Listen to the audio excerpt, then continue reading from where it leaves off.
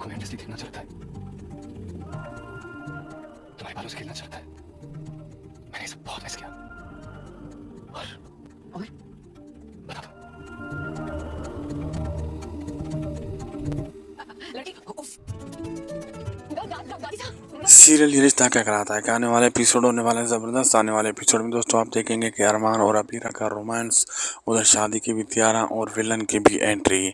और इसमें अरमान अबीरा से कहता है, लिपट कर कहता है कि तुम मुझे बहुत अच्छी लगती हो, तुम्हारा चेहरा खूबसूरत है, तुम्हारी आंखें अच्छी हैं, तुम्हारे बाल बहुत अच्छे हैं, इनसे खेलना मुझे और भी अच्छा लगता है। तो अबीरा कहती है मैं तो गुस्से वाली हूँ, वायलेट हूँ, तो तुमको ये सब कुछ कैसे अच्छा लगती हूँ मैं। तो अरमान कहता है यही गुस्से वाली लड़की, तो ये गुस्सा तो मुझे अच्छा लगता है आपका। इसको पाने के लिए मैंने कितने पापड़ बेले, पता है तुमने कितना इंतज़ार किया है मैंने।